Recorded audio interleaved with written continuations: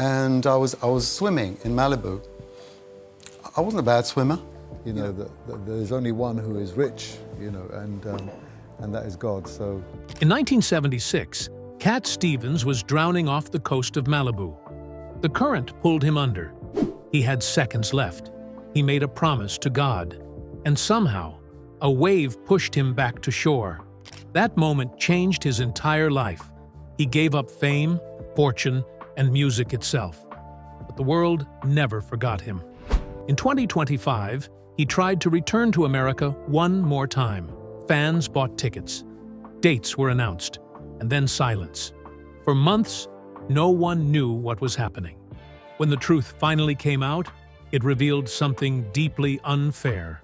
Stephen Demetre Georgiou entered the world on July 21, 1948, in Marylebone, London, and from the very beginning his life was wrapped inside movement, sound, and survival. His father, Stavros Georgiou, had arrived in London from Greek Cyprus in October 1937 with almost nothing, working long hours as a waiter and sommelier before slowly building something of his own. His mother, Ingrid Wickman, a Swedish Baptist, stood beside him as they opened the Moulin Rouge restaurant at 245 Shaftesbury Avenue in Soho. The family lived in a small flat directly above the restaurant, and that closeness between home and work shaped Stephen early. While plates clattered below, he sat at the baby grand piano upstairs, teaching himself notes and chords. Just outside his window were Piccadilly Circus and the West End theaters, where music, voices, and applause floated through the air every night, quietly becoming part of him. From a young age, work was not a choice. Stephen, his sister Anita, and his brother David Gordon all waited tables at the restaurant because that was how immigrant families survived in London. By 1938, between 6,000 and 8,000 Greek Cypriots lived in the city, most of them tied to the restaurant trade, and Soho was filled with their footsteps. Stephen carried trays while nearby theaters premiered shows like Hair and How to Succeed in Business Without Really Trying. Upstairs, music kept shaping him in softer ways. Anita played records by Frank Sinatra and George Gershwin, while David leaned toward Buddy Holly and the Everly Brothers. That mix of sounds quietly formed his ears long before he ever stepped on stage himself. When Stephen was about 8 years old, around 1956, his parents divorced, and the emotional ground under him shifted. Even after separating, his parents continued living together above the restaurant and running the business side by side. It was an arrangement driven by necessity, but for a child it created confusion that never fully faded. Years later, those emotions would surface in his writing, especially in the tension and tenderness found in father and son. The irony was that his real father never blocked his dreams and supported his music, yet the feelings born in that fractured home stayed with him, deepening his instinct for emotional honesty. Everything sharpened in 1963 when Stephen was 15 and completely overtaken by the Beatles. After persistent pleading, his father bought him a guitar for $8, a serious sacrifice for a working family. He already understood music through piano lessons he had started at age 8, but the guitar changed everything. He carried it everywhere, wrote songs constantly, and escaped to the rooftop above their Shaftesbury Avenue flat when he needed space. From there, he heard melodies drifting from Denmark Street just around the corner, the center of Britain's music world.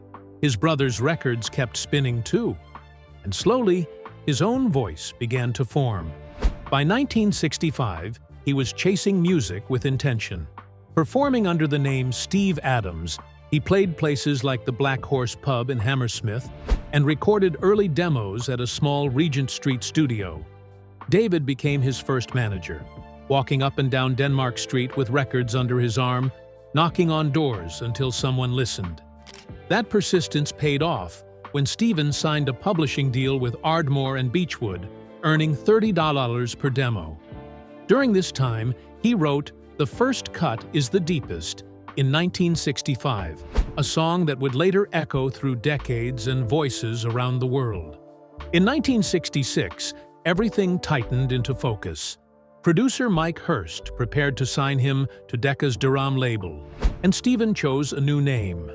Cat Stevens came from a comment made by his girlfriend at art school about his eyes, but it also helped him hide his Greek background in a business that rewarded familiarity. The name fit easily, and success followed quickly. His first single, I Love My Dog, released in October 1966, reached number 28 on the UK charts. Soon after, Matthew and Son climbed to number 2, confirming that the reinvention worked. By March 10, 1967, his debut album, Matthew and Son, arrived, and by May, it had reached number 7 on the UK albums chart. At just 18 years old, Cat Stevens had momentum. On February 22, 1967, 2 of his songs sat in the top 10 at the same time, with Matthew and Son at number 2 and the Tremolos version of Here Comes My Baby at number 10. The pace was relentless, and so was the lifestyle. Nights blurred into parties, cigarettes, alcohol, and constant appearances. By early 1968, the cost was visible. He was thin, pale, coughing, and barely holding himself together. In February 1968, Mary and Ryan noticed how bad he looked and sent him to the Harley Street Clinic. What doctors first thought was pneumonia turned out to be advanced tuberculosis. He had already coughed blood onto his piano. He was isolated immediately and endured painful procedures and heavy medication. After weeks in London, he was moved to King Edward VII Hospital near Midhurst, where doctors said he was close to death. He stayed there for 3 months, watching other patients die while fighting to stay alive himself. When he finally left, he spent another 9 months confined to bed at home, nearly a full year removed from music. That forced stillness changed him. Alone, thinking, reading, and recovering, he began asking deeper questions about life and purpose. Songs poured out of him, including Trouble, Wild World, and Father and Son. When he returned in April 1970, bearded and transformed, his music carried a new weight.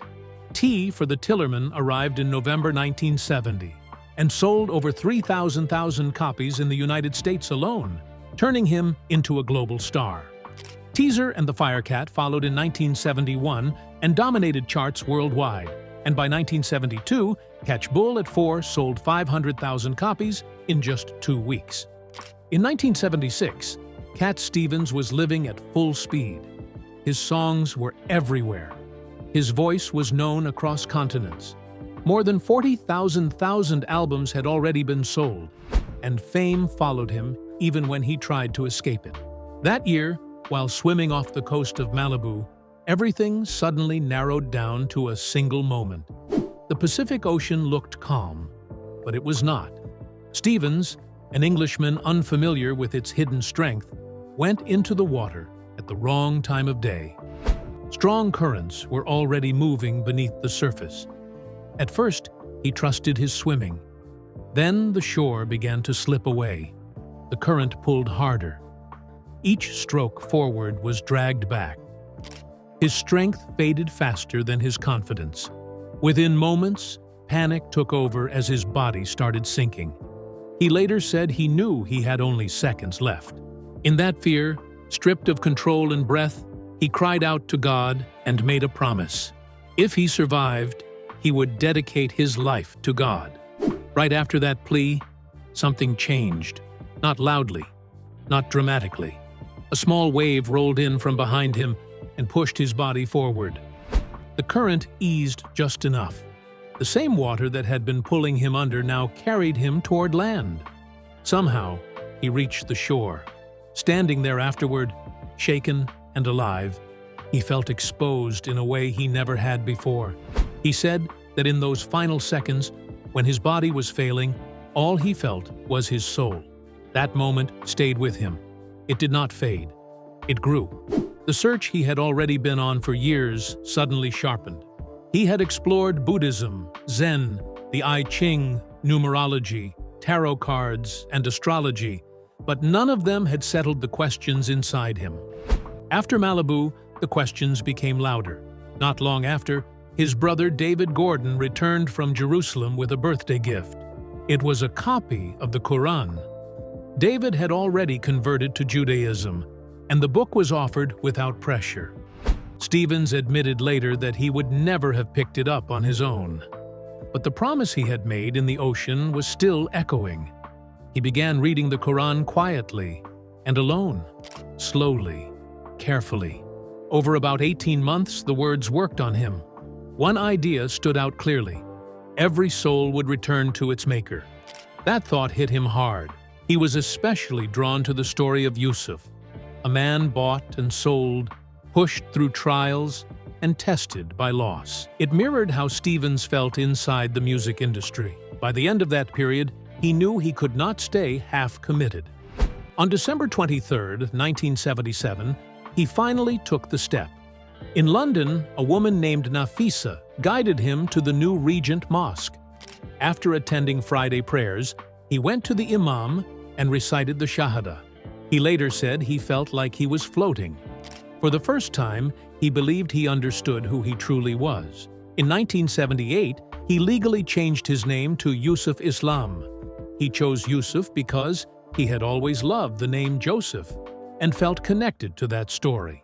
That same year, he released Back to Earth, his final album under the name Cat Stevens, fulfilling his contract before walking away from music entirely. The decision stunned the world. By then, his success was enormous. Albums like Tea for the Tillerman from 1970 and Teaser and the Firecat from 1971 had gone triple platinum in the United States. Catch Bull at 4 in 1972 sold 500,000 copies in just 2 weeks and topped the Billboard charts for 3 straight weeks. By 1977, he was earning millions every year from albums, tours, and royalties. Even decades later, in 2007, he revealed he was still making about $2,800,000 annually from royalties alone. Walking away from that level of fame shocked fans and the industry alike. In 1979, he made his break complete. He auctioned off all of his guitars and gave the proceeds to charity. That same year, on November 22nd, he appeared on stage one last time at Wembley Arena during the UNICEF Year of the Child concert. His hair was short, his beard was untrimmed. He shared the stage with artists like David Essex and Gary Newman, and his brother David Gordon helped write the finale song. After that night, he disappeared from pop music. The door closed quietly but firmly. The reaction was divided. In parts of the Muslim world, especially Turkey, he was celebrated and lifted high. In Britain and much of the West, many fans felt abandoned. Some called him a traitor. Yusuf later said the shift was jarring. He went from being embraced by the majority to becoming part of a misunderstood minority. Even within the Muslim community, opinions were mixed. When he eventually returned to music years later, some criticized him for touching a guitar again. He defended himself by saying music had always been part of Islamic civilization. From 1978 to 2006, he did not perform his old songs. Not once. For 28 years, he focused on faith, family, education, and charity.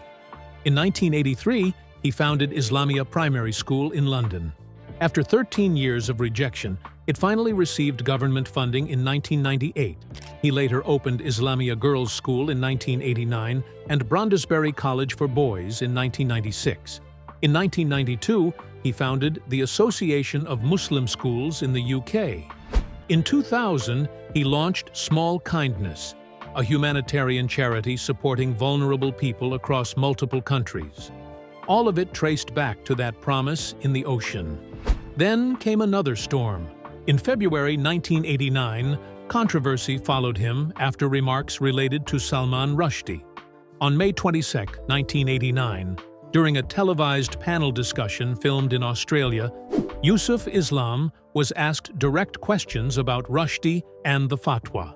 His responses were blunt and damaging. He made comments that appeared to support violent punishment under Islamic law. The New York Times reported the story on May 23, 1989, before the program even aired. The backlash was immediate and global.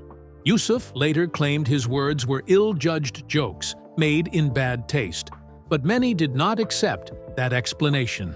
Salman Rushdie himself later stated that Yusuf had not been misquoted. The controversy followed him for years. Yusuf said it was one of the most painful periods of his life. He felt targeted and reduced to a symbol. He later admitted he was immature and regretful about how he responded. Still, the shadow remained. In September 2004, the consequences became real again.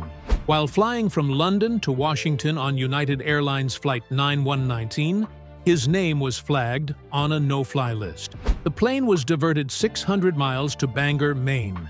He and his daughter were detained and denied entry into the United States. He was deported the next day. The incident caused diplomatic complaints at the highest levels. 2 years later, in December 2006, he was finally allowed to return to the U.S. without issue. It all begins with a plane cutting across the Atlantic on September 21, 2004. United Airlines Flight 919 had already left London and was heading toward Washington when the name of one passenger suddenly set every alarm in the system buzzing.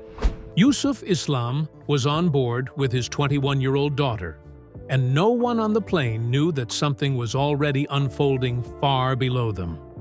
Around 3 p.m. Eastern Time, officials on the ground matched his information with a watch list entry and scrambled to intercept the flight.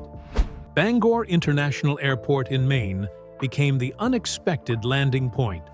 Passengers looked around in confusion as federal agents stepped into the cabin and walked straight to Islam. They removed him quietly, leaving his daughter behind to continue the journey to Washington. United Airlines later said their London staff had checked everything and found nothing unusual, which meant the entire trigger had sparked only after the flight was well into the air. He barely had time to understand what was happening before he was taken straight into questioning. FBI agents and Homeland Security officials sat across from him inside the local immigration office. Dennis Murphy from Homeland Security confirmed publicly that Islam had been denied entry to the United States for national security reasons. By that night, he was already on his way to Boston, where he was held for a total of 33 hours. On September 22, 2004, he was escorted onto a flight back to London. Brian Doyle, another spokesman, said Islam's name had landed on the watch list because of activities intelligence believed were linked to terrorism. Those statements exploded across the world because this was the singer behind Peace Train being treated like a threat. The contradiction created headlines that moved with the same speed as the diverted aircraft. While the United States gave almost no specifics, one anonymous law enforcement official claimed the watch list decision came from intelligence suggesting Islam had donated to Hamas. No one ever revealed numbers or dates tied to these claims, and authorities never filed charges. This made the situation even harder to understand, because Islam's charitable work had always been public and often carried out through respected international channels. Only 2 months before this deportation, he had visited the White House Office of Faith-Based and Community Initiatives to discuss humanitarian plans. Even earlier, in October 2001, he had been in New York City meeting with Peter Gabriel and Senator Hillary Clinton to work on relief projects. The U.S. government repeated that additional information had triggered concern, but they never clarified what that information was. The secrecy turned the incident into a riddle with global audiences watching closely. The story reached even further back, though. In May 1989, Islam appeared on a British documentary discussing Ayatollah Khomeini's fatwa against Salman Rushdie. His comments became infamous. He said he hoped the effigy being burned would be the real thing. When pressed, he added that if Rushdie showed up at his door asking for help, he might call people who could harm him. He confirmed those words later to the New York Times, which left no room to suggest he had been misquoted. Those lines sank deep into Western intelligence memory and stayed there for decades, forming a shadow that never fully left him. The 2004 diversion ruined more than just a travel day. Islam had been heading to Nashville to record new music. He had visited the United States earlier that year without any issue, which made the timing feel even stranger. TSA officers explained that airline staff at Heathrow had simply missed his name on the watch list. Only when the full passenger list was transmitted to U.S. authorities did the system catch it. When Islam returned to London on September 23rd, he faced reporters with his usual mix of humor and bewilderment.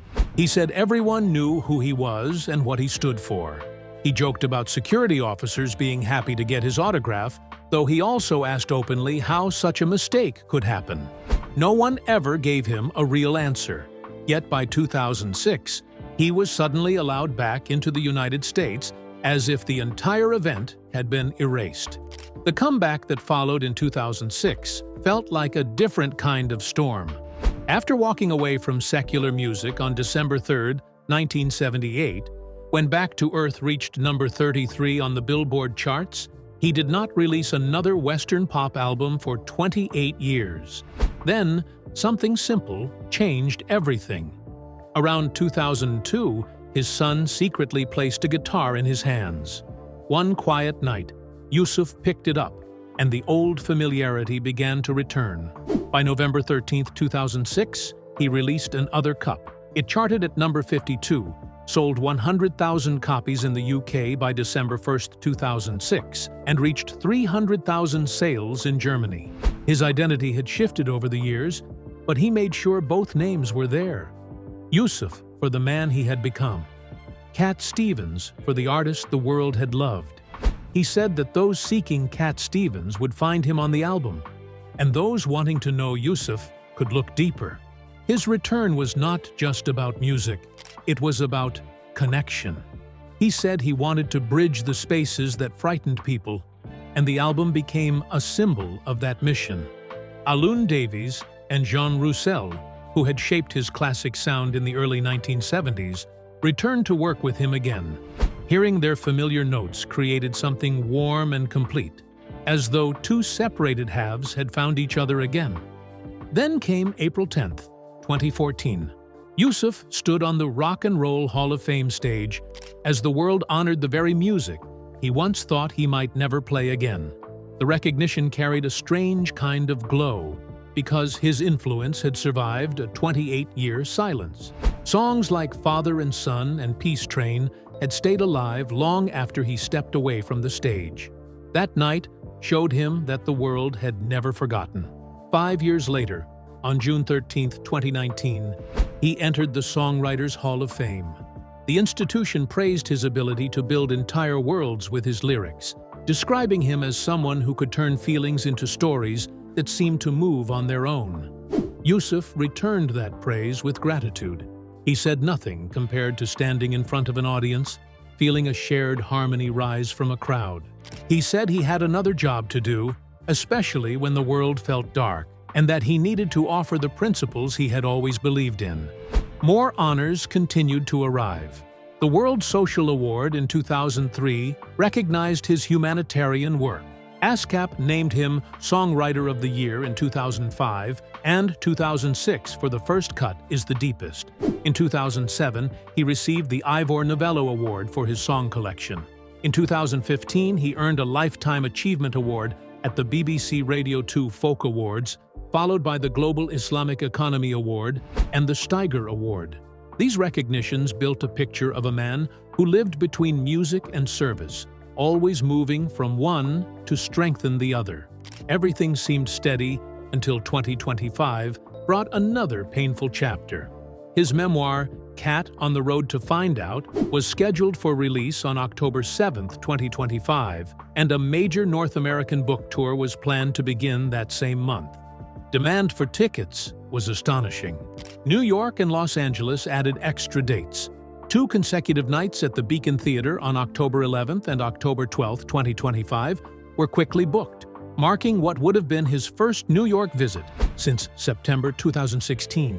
His UK and Ireland tour earlier that month had already been a success, but months passed with no US visa approval. On September 28, 2025, he announced that everything had to be postponed. He said he was truly upset, especially for fans who had bought tickets and made plans. He remained hopeful and waited for news, yet nothing changed. By December 3, 2025, he had to let go completely. The entire tour was canceled. The most surreal part was that his visa finally arrived only after the last scheduled date had passed. There was nothing left to save. Fans received refunds. His team had exhausted every option, but the decision remained out of reach. At 77, Yusuf released a soft but heartbreaking statement, saying he knew how disappointed everyone must be. He thanked them for their patience and hoped for better circumstances next time. The U.S. State Department refused to give reasons for the visa delays, saying confidentiality rules prevented them from explaining anything. The silence echoed the confusion of 2004. Back then, the government insisted he had ties that raised security concerns. They referenced intelligence, watch lists, and possible donations to Hamas. They also remembered his 1989 Rushdie remarks. All of that seemed to follow him into 2025. Nothing was confirmed, but the pattern felt too familiar to ignore. His memoir ended by revealing the 3 moments when he felt life slip almost completely away.